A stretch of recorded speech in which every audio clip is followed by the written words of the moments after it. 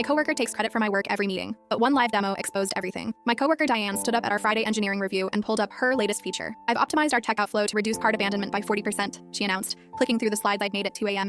I sat in the back row, sipping my coffee, the same coffee I'd bought from the truck outside, because Diane had taken credit for fixing the office espresso machine last month too. That was actually Jerome from IT, but he was too shy to correct her. For 18 months, Diane had been absorbing my work like a sponge. Not stealing exactly. She was clever about it. She'd ask to review my code for learning purposes, then present the improvements as collaborative wins where somehow her name always came first. Management loved her. She spoke their language, used their buzzwords, had their golf schedules memorized. But this morning was different, because the code she was presenting had something special in it. The elegance is in the simplicity, she explained, pulling up lines of my JavaScript that she definitely couldn't read. We're reducing server calls by bundling the validation process. Our CTO, Richard, leaned forward. Walk us through the validation logic. Diane's smile flickered for just a moment. Of course, as you can see here, she pointed vaguely at a function, the wrong function. What she didn't know was that I built in a time-released feature, not malicious, nothing that would harm the company, just a small attribution system that would activate during the live demo she'd insisted on running for the board on Monday. 3 days ago, when she asked to review my code, I'd given her a version with everything she needed, plus something extra. Every time the checkout process completed, it logged the actual developer credits in an immutable blockchain ledger I'd been building on my personal time. Hidden in the comments, the one thing Diane never read, were detailed timestamps of every revision, every optimization, every bug fix, all with my digital signature. This is impressive, Richard said. How long did this take you? Oh, about 3 weeks of focused effort, Diane replied smoothly. 3 weeks. I'd been working on it for 4 months. My Git commits proved it, but Diane had been cherry-picking them into her own branch, changing just enough variable names to make it look original. Jerome from IT caught my eye. He knew. The janitor, Paolo, who saw me here until midnight most days, he knew. The security logs showing my badge ins at 5 a.m. and badge outs at 11 p.m. They knew. But management? They only knew Diane's version of reality. Monday came. The board demo. 12 executives in a room that smelled like expensive cologne and disappointment.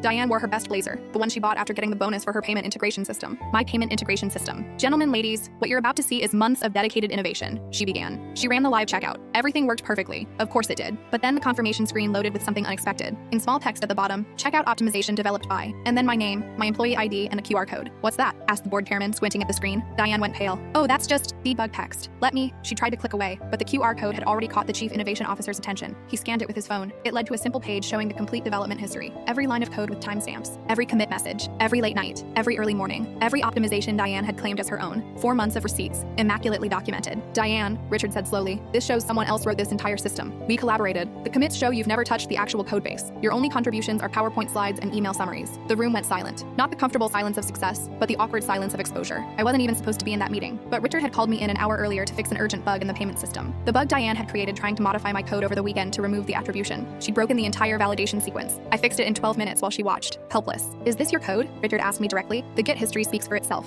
Diane tried one last gambit. This is incredibly unprofessional. Sabotaging a presentation. I didn't sabotage anything. I added developer credits to my own work. Standard open source practice. If you'd written any of it, your name would be there too. That afternoon, Diane was reassigned to a non-technical role in marketing. Her salary adjustment reflected her actual contributions.